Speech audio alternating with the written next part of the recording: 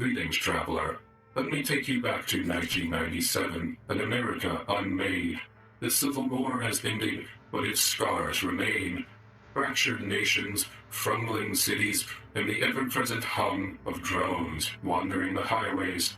These machines, once tools of war and industry, now awaken to sentience, carving their own paths through the wasteland.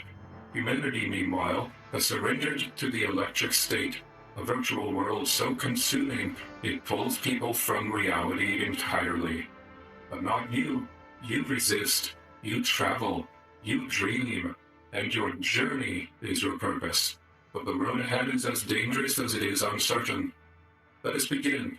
The Electric State is a tabletop role-playing game by Free League, published in 2024. It was designed by Niels Hintz and Thomas Harenstam, but I think most notably, it is all based purely on the artwork of Simon Stalenhag, who published this whole conceptual illustrated world before the game was ever written. And what a world it is!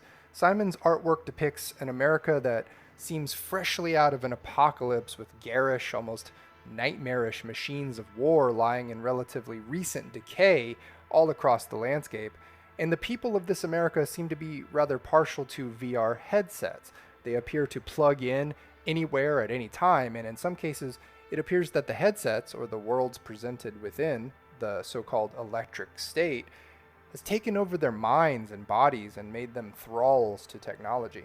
This setting is so intriguing, in fact, that it was optioned as a movie and then greenlit by Netflix. At the time of recording, these particular directors and actors are very famous. In fact, the cast is absolutely loaded with A-listers, so very impressive all around. But in this video, I want to focus solely on the RPG published by Free League. It's got some good things, some bad things, and some things I need your input on down in the comments. I do kind of want to address the elephant in the room here. I think the first thing people think when they see a Free League game with Simon Stalenhag work is, oh, another Tales from the Loop spinoff, since, you know, Simon illustrated Tales from the Loop as well as Things from the Flood. And in fact, there are some similarities between those two games and the Electric State. Let's list them out. The Year Zero engine. All three games utilize Free League's Year Zero engine, meaning they all share core mechanics like dice rolling, attributes, and skills. The games also share a process of choosing a character archetype, defining relationships, and identifying problems and motivations. Journey, stop, and mystery. The Electric State RPG's journey and stop structure is similar to the mystery format of the other games, as they both emphasize narrative progression through the paradigm of the adventure site, or small area that contains maybe half a dozen or a dozen locations to explore at random. Alternate timelines.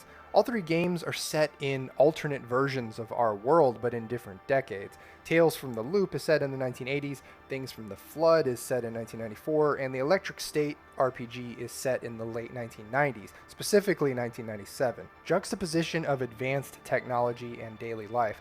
All three games explore the intersection of advanced technology and its impacts on everyday life. In Tales and Things, you had these super collider type devices that caused all kinds of strange phenomena like sentient robots and time travel. In Electric State, you have addictive VR and, well, sentient robots, but they're sentient for a different reason. Okay, so with that out of the way, I want to get ahead of myself a little bit here and list the differences between these games, because that's honestly the most interesting and important aspect of this product. I'll be going in depth into each of these aspects later in the video, but I want to list them here in short for now. Nature of the technology.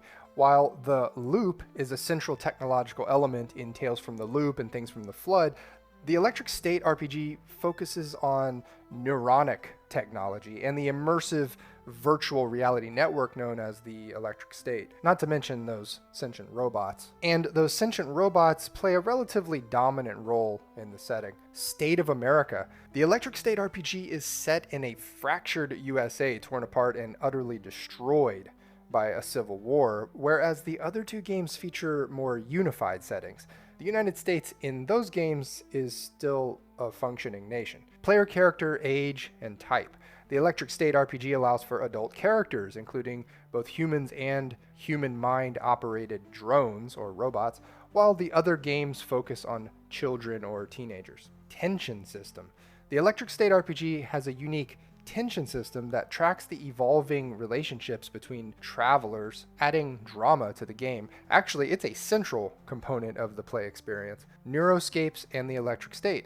This game features a unique mechanic of entering virtual reality neuroscapes, which provides a carrot and stick situation where players might want specific information or to hack a system, but the only way to do so is to enter a neuroscape. Except, neuroscapes are bad for your health. There's nothing like that in the other two games. Dreams and flaws. This game introduces dreams, an ambition or goal, and flaws, a negative personality trait, to add complexity to characters. And you really have to play into those features in order to level up. Alright, let's start from the beginning here. The year is 1997, the United States is no more. It was ravaged by a civil war that lasted from 1975 to 1984. There are two technologies that are anachronistically way more advanced by 1997 than they should be, and those are drone technology, which include all manner of automated and remote control robotics, and virtual reality, which is enjoyed through helmets called Neurocasters. You play as a traveler. What motivates you is your stated goal, as well as your personal dream. This book states over and over that the journey is the goal. And I get that statement, but sometimes it's really hard to remind players of that. Other things to keep in mind in this game are that the world is really falling apart and everyone is hooked on VR, or neuronics. And it's culturally the 90s, more or less. Your traveler character is not like the others, though. Unlike everyone else who has tuned out in Neurocasters at best, or fallen into doomsday or death or techno cults at worst, it's assumed that you try to resist the tempting call of the Electric State and that your goal and your dream are more important. There's this one company at the center of this addictive, utterly disruptive technology, and it's called, well, Center. The book isn't too specific about what Center even wants at this point. It certainly isn't profit, because users of their latest Neurocaster technology is so addictive that they will more often than not just stay inside the virtual world and die of starvation or dehydration. There is no repeat business when you kill your customers. So, as a GM, you could come up with any other mission statement for this evil corporation. The other major feature of the setting that I briefly mentioned earlier is the fact that some of these drones have come alive and just exist out in the wild. And there are also emergent intelligences spontaneously coming into being inside of the neurographic network. And they have all sorts, really any possible motivation, depending on where you want to take the story. I think this setting is mostly pretty inspiring and brilliant, except for this one bit right here. It says, and later reiterates, that fashion toys, candy brands, game consoles, movies, and more than anything music in this alternate 1990s is identical to our own 1990s. As someone who has spent a lot of time pondering alternate and parallel universe RPGs, I can tell you that the key to a convincing parallel universe is implication or ramification. Think butterfly effect. One small change in the past can have radical effects on the future. But something as major as a 9-year civil war in the United States, not to mention drone and AI technology 50 years ahead of its time, is more than just a bat of a butterfly's wing. Yet in this game we are expected to believe that Jurassic Park still came out and Nirvana still released all their albums in the same years that they were released in our own timeline. Pop culture doesn't exist in a vacuum. It's created out of a confluence of historical events, societal values, technological advancements, and the collective psyche of its time. So this one paragraph and the later expectation that your PC has a favorite 90s song is a hard pill for me to swallow. I mean, I get it. The writers really wanted to drive home the 90s theme, and maybe the strongest way to do that was by copy and pasting all pop culture from the 90s into the setting. And it probably works at the table, as long as you don't think about it. I guess I have one small bit of advice here for the table. If you're going to be playing 90s songs, like the game encourages you to do, track down instrumental-only covers of 90s hits. That way you get the flavor of the song, but not the full-on lyrical distraction. Alright, there's actually one key detail that I haven't mentioned about the setting, specifically about Neurocasters and all that technology. It's not addictive because the VR cyberscapes are so compelling. Unlike in our world, where you can just pop on a VR headset and it's not really addictive or anything. Perfectly safe to just slip into a world like this where I know I can leave at any time. You see, in the world of the electric state, the VR technology actually hooks people through the administration of a neuroactive substance called neurine, which allows the VR helmet to completely hijack the brain's sensory inputs. This drug neurine is so powerful that plenty of people just take it for pleasure without even bothering with the VR helmets. The drug is a pretty dark feature of the setting, if you ask me. So the way these Simon Stålenhag inspired games are presented is that you have some setting lore, but a lot of the details are brief enough that GMs can pick them up and use them as plot hooks. For example, this bit about a congenital condition where some people are born completely unable to use a Neurocaster, there's not much said about it, but you can make that into a whole story arc where someone with this condition holds the cure to neurine addiction and thus the start of rebuilding civilization. Another detail that is written up and actually the center of one of the sample stops at the end of the book is this concept of an artificial intelligence taking over the minds and bodies of the people connected to it through the electric state. It's as creepy and ghoulish as it looks. The game really wants you to start your journey in the nation formerly known as Central California, now Pacifica. After a careful read through, there's really no compelling reason to start here other than the fact that you have a roadmap and some new regions exclusive to the setting, like this Black Welt exclusion zone. You do get a few city descriptions of the region, although these are not very exhaustive descriptions, just a few paragraphs each. Again, they each just serve as a vehicle for one or two plot hooks that you can pick up and run with. There are other big evil corporations besides Center, by the way, but they each get about one paragraph of description. I think this could have been an opportunity to inject way more plot hook ideas into the book. I mean, in some ways, this game is a cyberpunk RPG, what with the decaying civilization, the techno-drug addiction, the robotic and AI scourge, and the corporate dominance. So it would be through corporations that a lot of the stories could have emerged, but they didn't really lean in on that aspect of the game. There are all these other nations as well. Washington and Oregon form a country. Nevada is a wasteland after being bombed, presumably with nuclear weapons. Utah, Colorado, Arizona, and New Mexico form a country. Texas, Louisiana, Oklahoma, and change are a country. Canada is still united and stronger than ever, though, and Mexico, too. It's really just the US that fell apart here.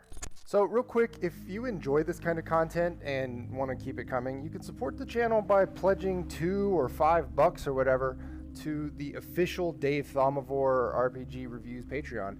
The perks are really secondary to the support, but I do have a members-only Discord open to all supporters, and it's really there where I share all kinds of behind-the-scenes stuff and more private opinions about games and the gaming industry. The Patreon Discord is also where I hear your thoughts and suggestions the loudest and the clearest. So if you want to support this kind of content and maybe have a hand in guiding it a little, join the Patreon, then join the Discord. I think I've covered the basics of the Year Zero engine over a dozen times on this channel now, so I'm going to go out on a limb here and just kind of skip it for the most part. The base dice mechanics are not what's interesting about the game anyway. It's the unique and new mechanics that are the real value proposition here. I'm not sure how I feel about the fact that 33 out of the 46, or about 70% of the talents, are just a +2 dice bonus to one roll or another. Did they just phone it in here, or is this a disciplined design approach? All I can tell you is that if you read all of these talents, about a quarter of them you'll rarely, if ever, use in a session. I wouldn't pick a talent that helps me maneuver a boat or an airplane or ride a horse, for example. So you really have about 30 useful talents to choose from. But since most of them are just a +2 to a very specific action, these are relatively superficial aspects of your character. Tension is a new mechanic introduced in the game that is really at the heart of the play experience. Every PC has a tension rating for another PC, ranging from 0, no tension, to 2, uncontained raging emotion.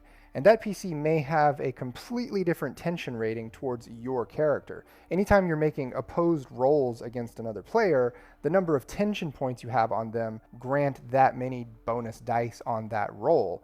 You reduce tension by talking things out, either in character or narratively in third person, and anytime you reduce tension, you also gain a point of hope, which I'll cover in a minute.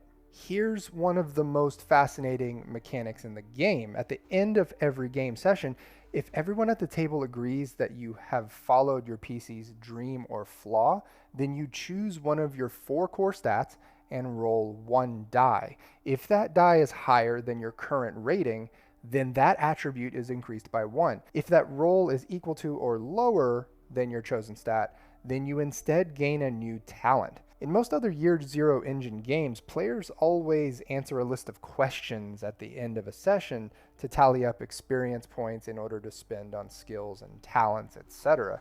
But in this game, there is a laser focus on playing towards your character's dream or flaw. Couple more interesting things. Your character can actually overcome their flaw, and if everyone at the table agrees that that has happened narratively, then the flaw is permanently removed without a new flaw to take its place. Instead, you actually make 3 improvement rolls where you'll either improve a core stat again or gain a new talent. This is meant as a penultimate moment for your character, something that happens in the second to last session of a journey. The last interesting thing here is that characters in this game are meant to only last for 1 journey, which is to say maybe 2 to 6 sessions max. There's a time and place for this kind of game, and I'm glad they exist. Your table may not always want to sign on for a multi-month campaign, and the session limit is baked into the mechanics of this game. Combat in the game is very similar to most Year Zero engine games, but this mechanic really jumped out at me as being very different and maybe kind of questionable. Anytime it's not your turn and someone attacks you, you can forfeit your next turn in order to make a reaction roll to fight back, which is fine, but it says that you can make this reaction to any number of close combat attacks until the round is ended. And this infinite reaction rule applies to dodges as well. That's a very defender-friendly rule, I guess intended to keep a PC alive and unharmed. At least it doesn't apply to NPCs. The fact is, the game really doesn't want your character to die. If you become incapacitated by reaching 0 health points, you basically get 3 rounds guaranteed to recover. Or you could receive twice your maximum health in damage from a single hit and die instantly. That's always on the table. But even looking at the serious injuries table, which you have to roll on every time you become incapacitated but survive, these are mostly pretty forgiving because you can recover from most of them over the course of a few days. Another new game mechanic is hope, and it's a central component of your character. Every time you push a roll, or whenever a GM decides that something in the fiction is dramatic enough, your PC potentially loses hope. When that happens, you roll with your empathy stat, and every 6 rolled reduces your hope score by a point. So weirdly, successes will reduce your hope score with this roll. If your hope reaches 0, you have a breakdown and suffer possible mental trauma, and that is rolled on this table. I really appreciate that all these mental traumas are represented by mechanical penalties rather than by asking the player to act anything out. It's just a personal preference, but I don't like having to watch or be expected to act out suffering from paranoia or constant hallucinations. If you recall from earlier, reducing tension with another PC by talking it out is the primary way to recover hope, 1 point at a time. You can also use certain personal gear once or twice a day to snatch a point of hope. But check it out, this is important. This is the point of the game, the hope loop. You're expected to create tensions between your character and other player characters in order to have those heart-to-heart talks, which generate hope points. If you don't have the tension in the first place, then you can't generate the hope from reducing tensions. Which is to say, this game is ultimately about interpersonal drama. Love, hate, jealousy, who knows how it actually takes shape at your table, but that's what you're supposed to be doing. Fighting and making up over and over. One other very unique aspect of the Electric State is Neurocasting. This is the act of putting on one of those VR helmets and entering a virtual world.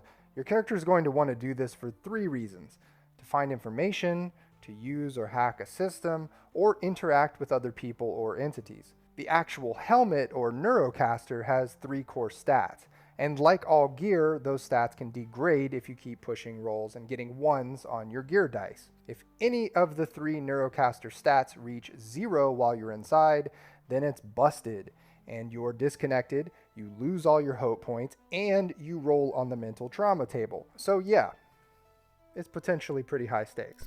There's very little guidance on what a VR world or neuroscape might look like.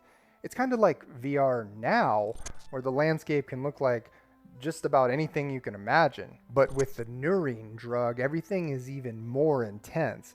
Aside from your helmet getting busted while you're inside, you also run the risk of accumulating too many bliss points. Every time you fail any roll while neurocasting, you pick up a bliss point. The GM can also throw a potential bliss point at you, which you can avoid by rolling with your wits. In the case that your bliss points equal to or exceed your current hope score, you are trapped inside the electric state, unable to leave on your own. But I mean, I could leave here if I wanted to. I mean, I can break through these walls. I mean, this isn't real, this is just virtual. In the game, the only way to escape is if someone from the outside forcibly removes your Neurocaster, which itself drains your hope to 0 and has you roll on the mental trauma table. One last thing here, and this is pretty intense. For every full day that your character has not used a Neurocaster, if you have any bliss points, your bliss level will go down by 1 point.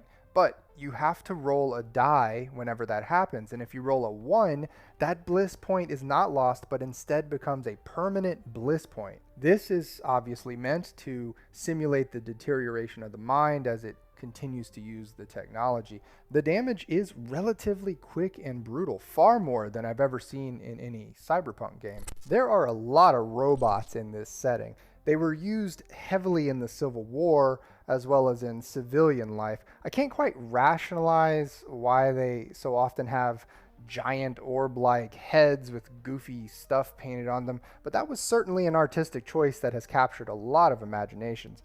These so-called drones all have a stat array that looks like this.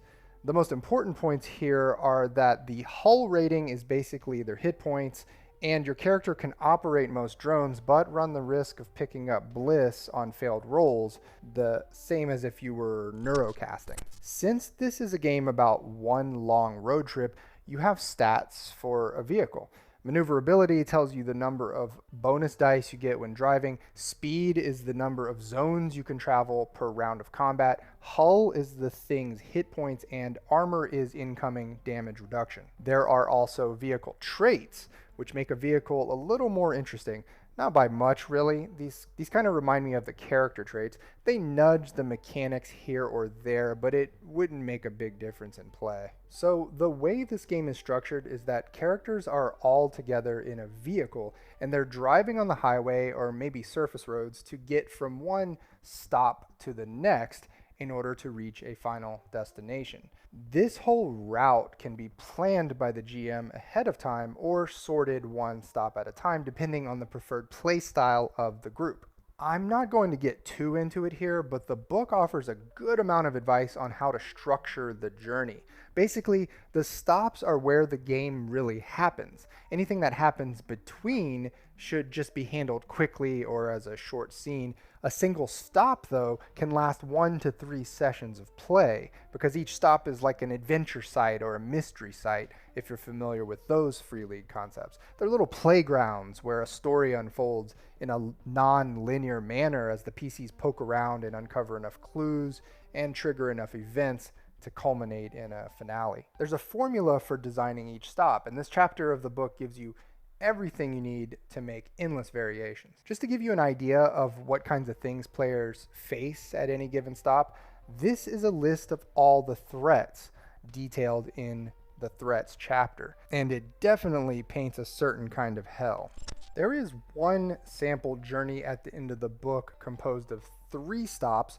I don't want to spoil it in this video. It's a great place to start if you can't get your head around the feel of the game. and it gives you a prototypical set of experiences that the game is trying to accomplish. I'll just say, if you haven't figured it out already, this game is pretty dark, and there are lots of ways for your character to fall into trauma-filled despair. And finally, there's a fairly thorough chapter on how to run this game solo. I've personally moved away from solo play mostly because I like to be surprised by something other than my own imagination, but there is a growing contingent of solo RPGers out there who really like this mode of play.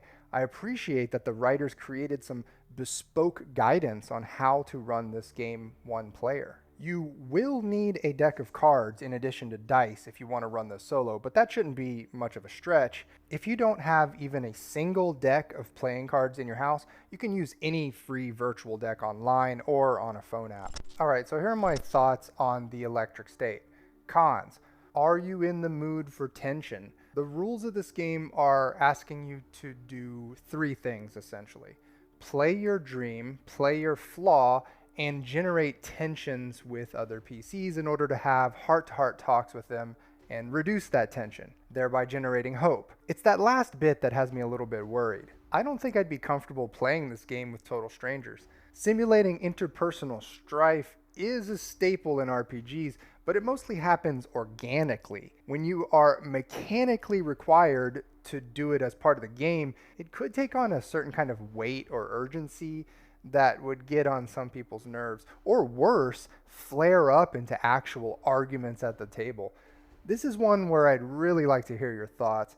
Do you think that the hope tension play cycle has some potential problems? Not our 90s. Like I mentioned, it's hard for me to get my head around all the 90s pop culture being around, even though robotics and AI was half a century more advanced than it was supposed to be, and there was a 9-year civil war that ended just 5 years ago, which left the country broken into half a dozen independent nations. It just doesn't make sense. You have to really turn your brain off to make that one work. Why the carnival look? I may have missed the explanation somewhere in the book, but I can't quite reckon why so many of the robots in the setting have that Five Nights at Freddy's chibi giant head thing going on. From a visual perspective, it's incredibly intriguing, but when you have to step into this world and really think about why things are the way they are, it does beg the question. Pros. A game inspired by art. This isn't the first time that the creators at Free League have been inspired by so much artwork that they had to write a game because of it, but I think it's just a cool source for inspiration.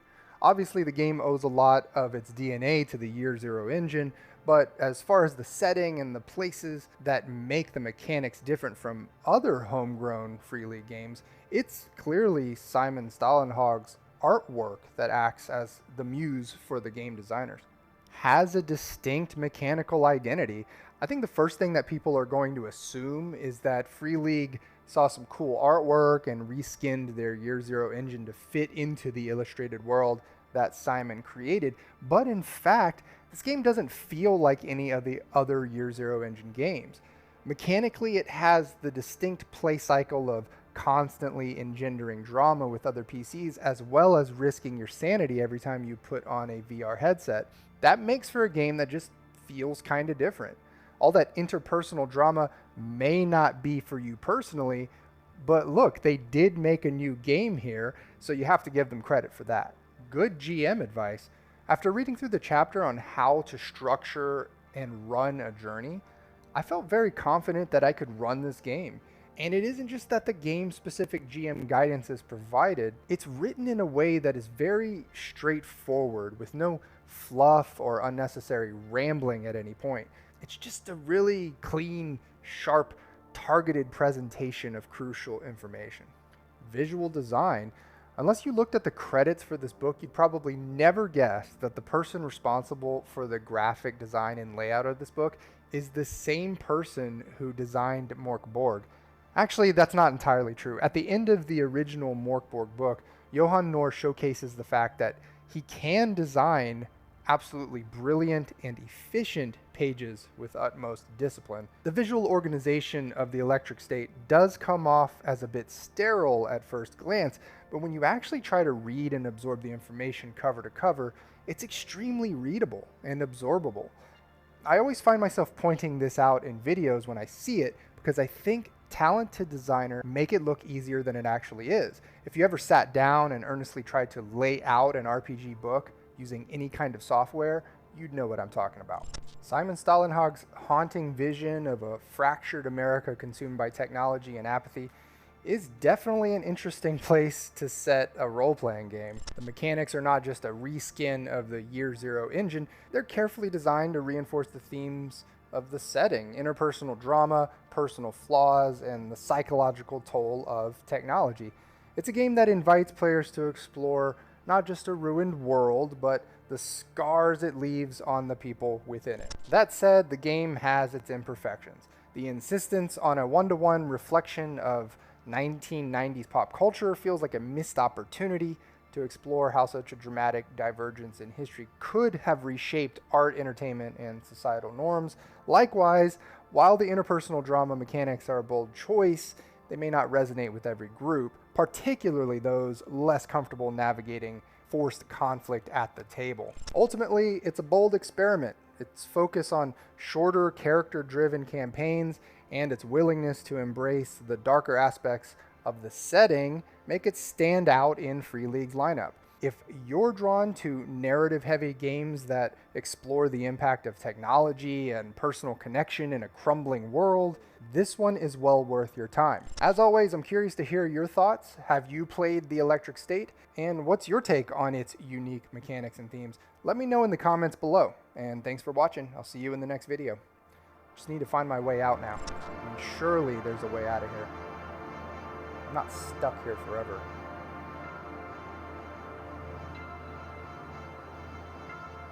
I do want to make more RPG reviews, so I will have to get out of here at some point.